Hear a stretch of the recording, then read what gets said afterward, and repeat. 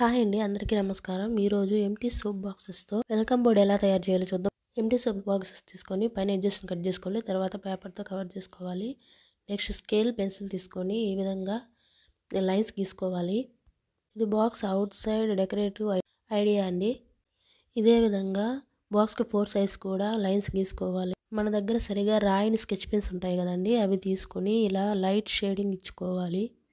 మనం గీసిన ప్రతి గల్లలోనూ ఇదే విధంగా ఈ కలర్స్ని నింపుకోవాలి. ఇది ఒక డెకరేటివ్ వాల్ లుక్ అయితే దీనికి వస్తుంది. నెక్స్ట్ ఎడ్జ్ లైన్స్ని వేరే కలర్ స్కెచ్ పెన్ని ఉపయోగించి డ్రా చేసుకోవాలి. నెక్స్ట్ గ్యాప్స్లో ఈ విధంగా లైన్స్ గీసుకోవాలి. ఇటుకల అమరిక లాగా అండి.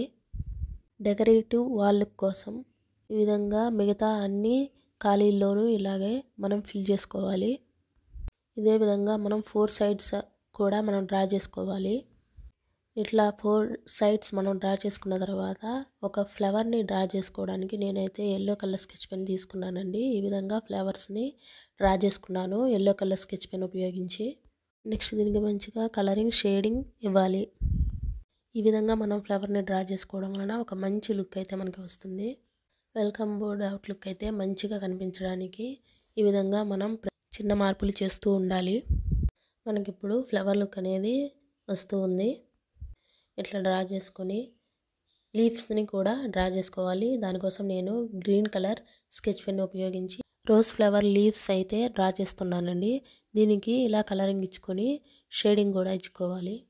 ఇలా డ్రా చేసుకోవడం వలన మనకి కంప్లీట్ రోజ్ ఫ్లవర్ లుక్ అయితే వచ్చేస్తుందండి.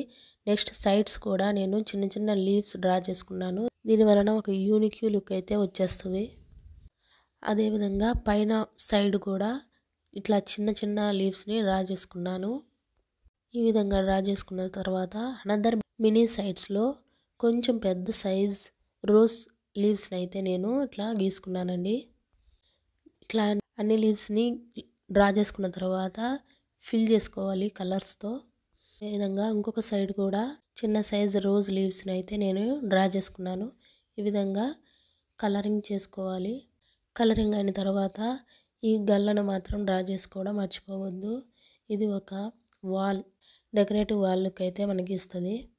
దీనివలన బాక్స్ లుక్ అయితే కంప్లీట్గా చేంజ్ అయిపోతుంది. నెక్స్ట్ ఫ్లవర్కి షేడింగ్ ఇవ్వడం కోసం రెడ్ కలర్ స్కెచ్ పెన్ ఉపయోగించి ఈ విధంగా షేడింగ్ ఇచ్చానండి ఎడ్జెస్లో.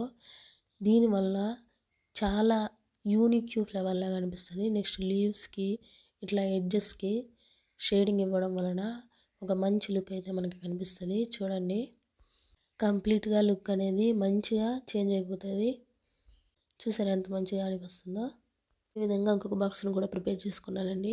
నెక్స్ట్ 8 x 20 సెంటీమీటర్ మెజర్మెంట్తో కార్డ్బోర్డ్ని తీసుకొని బ్రౌన్ కలర్ని ఉపయోగించి కలరింగ్ చేసుకున్నానండి.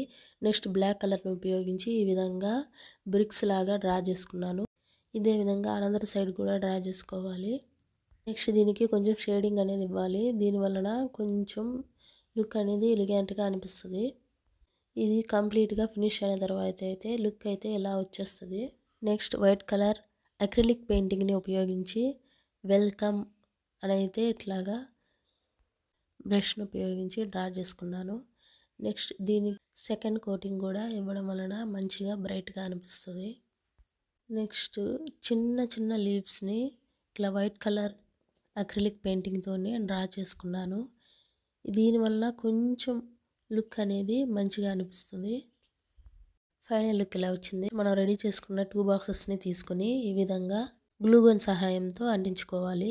నెక్స్ట్ బోర్డ్ని రివర్స్ చేసి మనం ఒక థ్రెడ్ని ఇలా అంటించుకోవాలి. దీని సహాయంతో హ్యాంగింగ్స్కి ఈజీగా మనం వెల్కమ్ బోర్డ్ని హ్యాంగింగ్ చేసుకోవచ్చు. అంతే అండి, వెల్కమ్ బోర్డ్ అనేది మనకి రెడీ అయినట్టే. ఈ వీడియో మీకు కనుక నచ్చితే తప్పకుండా లైక్ చేయండి, షేర్ చేయండి అండ్ సబ్స్క్రైబ్ చేసుకోండి.